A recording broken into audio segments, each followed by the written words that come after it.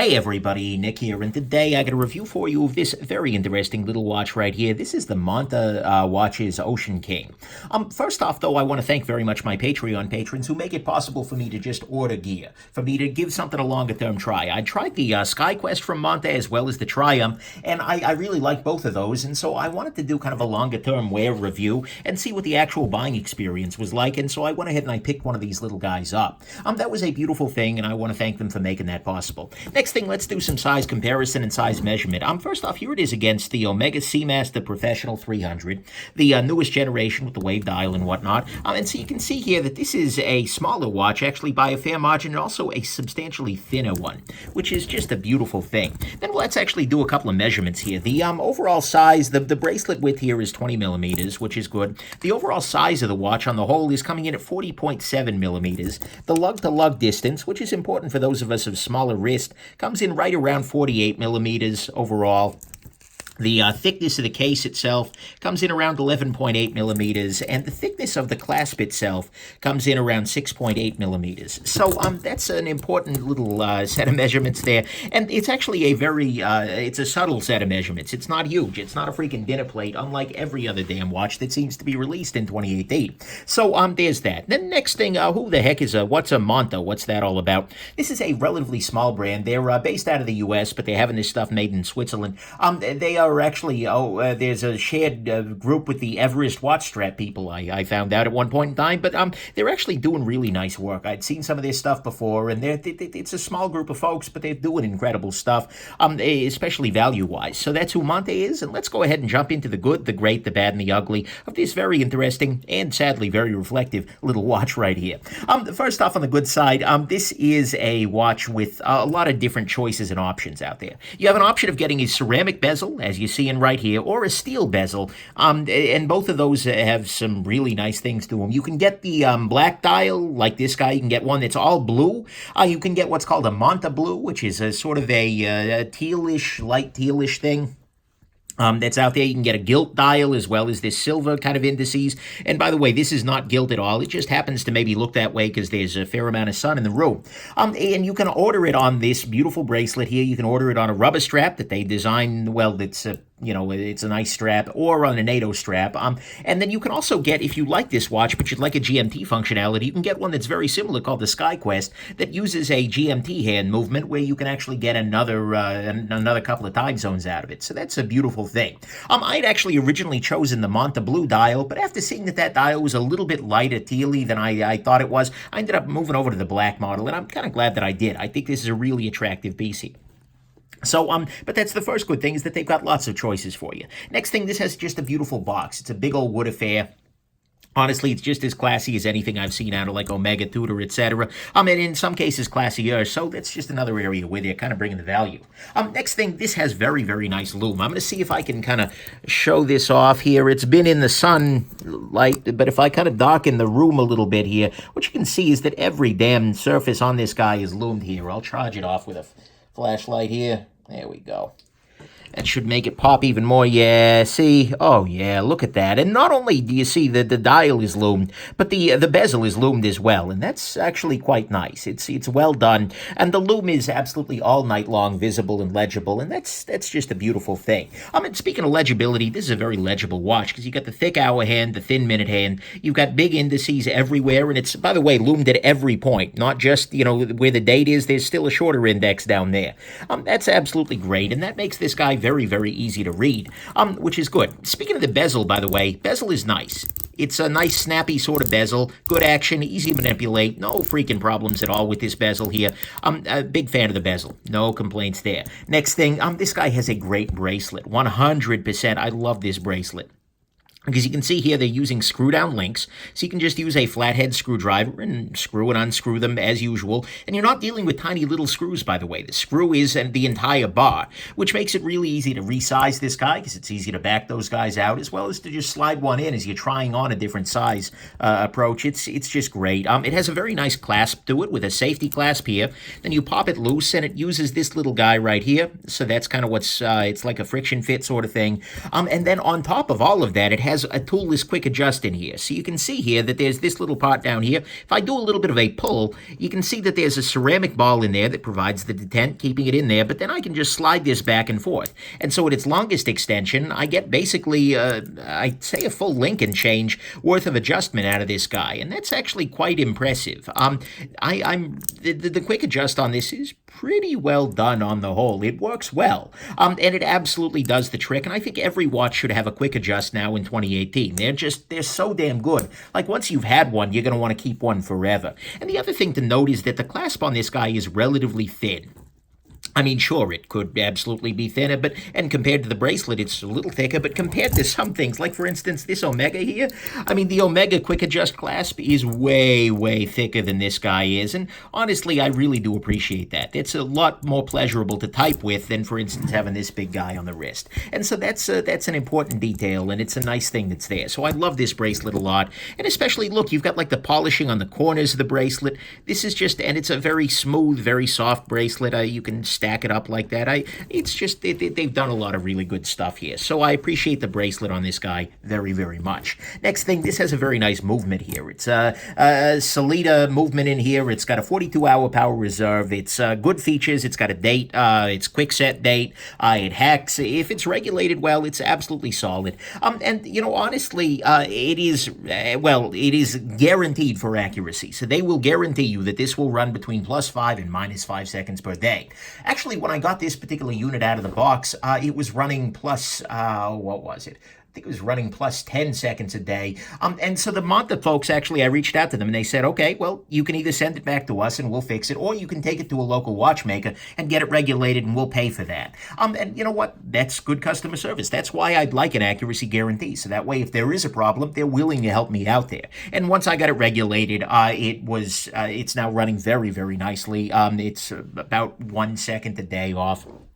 So, you know what, I like that very much. It's quite good. And the fact that they're willing to guarantee that and stand behind the accuracy of their watches is a big step up. Look at some of the other brands that are selling it, $1,000, $2,000. They're just like, accuracy? What's that? I don't care. Seiko. But nevertheless, that's kind of an important thing. I'm a big fan of that. And by the way, this is not an in-house movement. And I think that's actually a good thing. Because that means it's very easily repaired pretty much anywhere. Any watchmaker should be able to service this kind of a movement, and the parts are going to be readily available. That's kind of a nice thing. Sure, there are benefits sometimes to in-house movements, but don't buy into that hype necessarily. A really good workhorse movement like this one is absolutely a beautiful thing. Next thing, the size of this watch is just absolutely great. Like I said, this is a watch that is relatively thin in the grand scheme of things. It is relatively light in the grand scheme of things. Adjusted to my wrist, by the way. Weight-wise, we are coming in here around, set this down on here, around 4.9 ounces, as opposed to, for the same wrist, this Omega Seamaster here is coming in at 6.04. That's a very, very nice weight. In fact, this is lighter than the Rolex, the current generation Rolex Sub. I mean, that's great. And frankly, it's smaller than the Sub, too. Coming in at this kind of a size, it's really, really nice. It wears profoundly well. I like it just a lot. And frankly, I think this is going to age a lot better than the current fad of really, really big watches. Somebody decided that we want thick dinner plates. I don't think that's universally true. And I think in 30 years, there are going to be a whole lot of really big watches on the market that no one's going to be interested in. So I really do like the size. I think it's a classic size. It works well for people with smaller wrists. Mine are about 6.75 inches circumference. It's kind of so that's a good thing.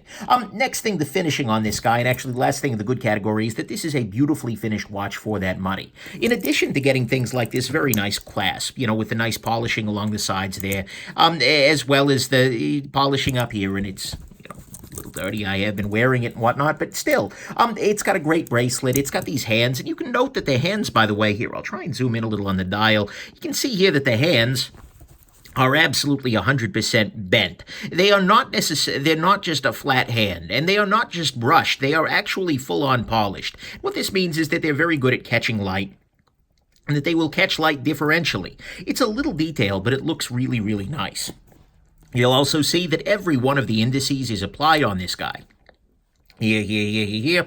They are all actual three-dimensional pieces of metal that have been applied to the item. That's just absolutely a beautiful thing. I like that a lot. It's got a little bit of red text here for Ocean King. The text is well done overall. The date window has a nice little polished surround. The corners on this guy are polished. All of this stuff is just absolutely freaking beautiful. They have done an exceptionally good job of making this watch attractive, and I think that's great. The finishing here is honestly in line with what you get on something like a Tudor or Longines, a lot of IWC, and it's, I think, above the levels that you get out of like Tag, Oris, Sin, Seiko, Citizen, although some of Citizen's higher stuff, and of course Grand Seiko can surpass it, but still, it just in terms of the value overall, the finishing here is way better than I expected, and a full-on ceramic bezel. I mean, the value-wise, finishing-wise, this is really looking pretty great. And so to me, that's what's good here, is that the finishing is great, the size is just really good, and it's going to age well. It's not using an in-house movement, which is going to make it easy to repair, and frankly, better in a lot of ways. It's got a very good movement, a great bracelet. It's very legible with great lume, a great box, and a lot of good choices for you. On the great side to me, honestly, it's coming in on the value here. I mean, like I said, the finishing on this guy is very good. It has features that are that equal or surpass a lot of other watches in the world. You know, the quick adjust, that kind of thing. This kind of nice bracelet, ceramic bezel, screw down links, all that stuff. I mean, this is really a luxury watch. I look at this guy, I wear this guy, and it is a luxury watch. There is really no way around that. It is just a great piece, 100%. But it's without the pricing insanity that so defines the modern luxury watch world. I mean, if you look at what they're charging for things like Rolex, Omega, there is a lot of padding in there, and this just doesn't have that same padding. Because this guy is coming in right now, brand new. You're getting these guys for around $1,925. During the pre-order, it was even better at about $1,720. But still, oh man, you're doing a lot better here than you would expect for that kind of money. You're getting finishing that's just batting way above the pay grade, and honestly, this just feels like a more expensive watch than it is, but that's probably more a reflection on the insanity of the modern watch market than anything. So to me, that's actually what's great here, is that Monta is bringing a lot of watch for relatively little money, and well, that's just a beautiful thing. On the bad side, there are a couple of little issues. I mean, to start with, unfortunately, I like this dial a lot, but the flat black background really just doesn't pop that much. I mean, you see some of the reflectivity on it, but it's sort of, I don't know, especially given some of the beautiful things that are happening with other dials and other companies. I mean, and this is an unfair comparison, but I mean, you can see there's a lot more texturing here. There's just a lot more beauty to the material, I think, than what you've got here on the Monta. It's in many angles, the dial itself just feels like, okay, yeah, we put some black down, we're good. And, you know, I wonder if they couldn't find a material, a texture that might be a little more interesting there. Not a big deal, but it's a thing.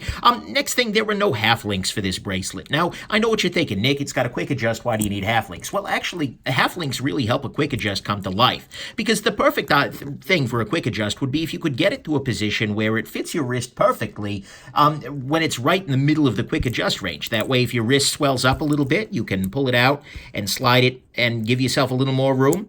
Or if your wrist is shrunken down a little bit, you can pull it to the bottom and give yourself a little less room. Quick adjusts really work best when the bracelet is able to be adjusted perfectly, so I think it's a good idea for them to include those in future runs. It would just be a nice thing, although it's not a deal breaker here by any stretch of the imagination.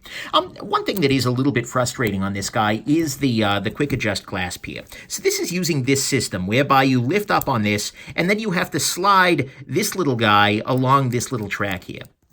Now, this system absolutely works. It is a fine quick adjust, and in day-to-day life, it's not something you particularly notice, but I'm going to be honest with you. It took a little while for me to get any good with it, and to be able to do it on the wrist is very tricky, as opposed to a system, for instance, like you've got on this Omega here, and again, unfair comparison. This is a good deal more expensive, but where you can just press this button down and slide back and forth, that's just a lot easier than having to grab onto something that is pivoting and shift it back and forth a little bit, and then lock it back down into position without pulling it further out as you're locking it down. That's kind of where the trick is.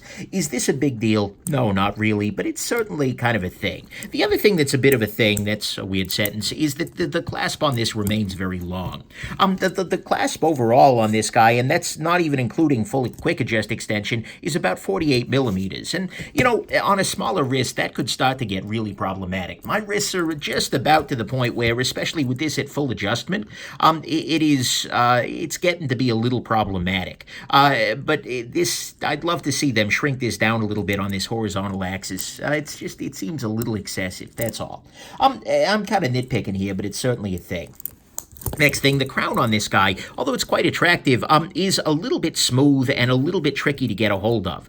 Sometimes, especially somebody who doesn't keep long fingernails, it can be a little tricky to get in there and pull these out. It's screw down. It's not a big deal. It's something I noticed maybe once or twice, but if your hands are wet, you're not going to be able to get to the crown. But then again, in wet conditions, you shouldn't be opening the crown anyways. Not a big deal. Next thing, this guy, unfortunately, unlike the SkyQuest, does not have a display back. It has a very attractive back to it. There's no real issue with the back here, but it is absolutely not a display back. And the thing is, if I'm going to wear a mechanical watch, I kind of want to see the beauty of the movement under there. And it is actually a finished movement under there. I mean, when I had this guy at the watchmaker take the case off there, he was letting me watch it. It's a full Monta movement. It's beautifully figured, but they just decided not to show us that. And given that the same water resistance is possible with a very similar case dimension, if not identical, in the the SkyQuest, that is, it's very weird that that's not a thing on here. I mean, some people, oh, it's a dive watch, so the closed case back is heritage. No, it's not. I'm sorry. So I'd like to see that moved over to here as well, just so you can get the benefit of that beautiful movement down there. Next thing, unfortunately, price-wise, like I said, this guy was $1,730 or so on the pre-order, but they've moved it up to $1,925 now. That's a $200 bump. Now, look, I get that you want to incentivize pre-ordering by offering some discount, but the thing is, Monta is a brand with value at the core. The moment that Monta ceases being a good deal is the moment Monta ceases being relevant to anybody. And so they need to be very careful with price creep. They should not be pushing their luck there. This is a much more impressive watch at $1,700 than it is at $2,000, and if they raise it any further, the competition will catch up with them. And so I'm a little kind of about that guy. I love it at the price I paid, but as they keep creeping that up, it's scaring me a little bit. So I'd love to see that price dropping down rather than going back up. Then finally, on the bad side, there was a quality control issue with the first one of these guys I got. I took it out of the box, and basically the bracelet didn't adjust. For some reason, I think there was some weirdness in the milling here, such that if I lock it down, it didn't stay. It just always went out to the full extension. This was not a great thing. Certainly, it was a very quick return, though. I messaged them. They said, oh, God, I'm so sorry. Send it back. And I sent it back, and they said, oh, wow, okay, yeah, that was something along the lines of, oh, that was plasticed over. We couldn't check it, but we'll make sure to check that in the future.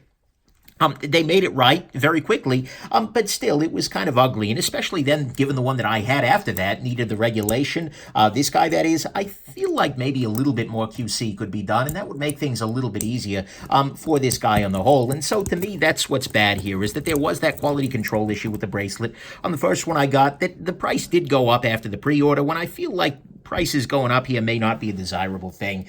There was no display back. The crown can be a little tricky with slick hands. The clasp is mildly annoying to use, although I definitely did get used to it. There were still no half links, and the flat dial on this guy maybe could use a little bit of love to make it something a little more interesting. On the ugly front, nothing ugly here, provided that was an isolated incident, what with the glass. Final conclusions here. Look, it's a great watch. I mean, make no mistake. For $1,900, it matches watches that are more than twice its price in finishing.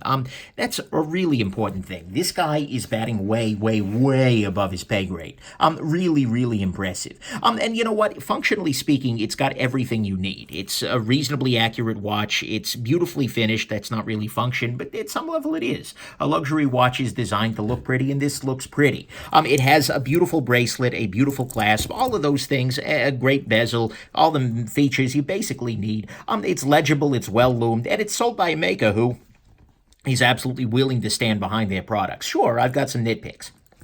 And they definitely need to make sure that the quality control stuff is a one-off issue rather than something that is a long-term problem. But you know what? This is a profoundly good watch. And if somebody said, Nick, you know what? You're getting out of watches. The Oceanking is your last watch, case closed. You know what? I could live with that. That is absolutely no problem to me. Because it is a watch that is classy enough for any occasion. It's luxury enough to scratch the itch. It is a reliable and repairable movement. The size and weight of it are reasonable in an unreasonable era. And comfort weight-wise, it is good to go. And you know what? I have no problem at all calling this guy a gem. This is a really, really nice watch, and especially given the price point, yeah, they're doing great work here. In fact, maybe a more interesting sort of anecdote here is that this guy actually kicked the Tudor Pelagos out of my pocket. I like the Pelagos a lot. It's a great watch, 100%, but this guy is smaller. It's got a similar feature set. It's half the damn price. Weight-wise, it's actually about the same. And you know what? It did really, really well there. And wearing this guy and wearing the Pelagos, it's just like, huh. Why would I pay twice the price here? In fact, and so I really, really substantially do like this guy. The watch that is going to put this guy in danger is actually this guy, the Omega Seamaster Pro. And what the Pro has, sorry about that, going forward is it's a little bit more finished and it is more accurate by a fair margin. But the thing is, this is more than twice the price. And so if I were reasonable and sane, I would stick over here. But I'm not, so I may end up going this route. We're going to see on that one. And it's, frankly, a little more nerdy, so that's kind of appealing to me. But the thing is, this is just really, really great for that price. And so there were other options in that price range, of course. You can get like the Christopher Ward Trident 600, which is a really, really nice watch with a lot of the similar features, but the finishing is, well, a little bit, well, actually a good deal below par on this guy, relative to this guy. The Oris Diver 65, the Tudor Black Bay 58. Both of those are fine watches, absolutely, except they lack the quick adjust, and the Black Bay lacks a date entirely. The Seiko 1968 Diver is a great watch with a just not a great bracelet. I mean, if you're willing to go quartz, you can get like the Citizen ProMaster Diver or the Perpetual Diver, but both of those are lacking the quick adjust. I mean, all of those other options kind of feel like they're lacking in some area or another. In terms of functionality, I mean, okay, maybe the Christopher Ward there, because it's nailing all the functional hoops, but even then the finishing is just, and frankly, the aesthetics are way better on this guy. And so honestly, although certainly it's a lot of money to spend on a watch, it really does feel like it's at a nice sweet spot in the curve of diminishing returns, where you're getting luxury finishing, you're getting all of the functionality you need, but you're not paying stupid prices for seriously inflated price Swiss brands, things like that. And so, look, I like this watch a lot. It is absolutely a gem. And if you're looking to go mechanical, you're willing to drop some serious coin, but you don't want to be throwing dollars into a luxury label, then you know what? The Oceanking may be the king of your particular ocean just as well. So there you go. I hope this has been interesting and that you have yourselves just an absolutely wonderful rest of your day. Bye now.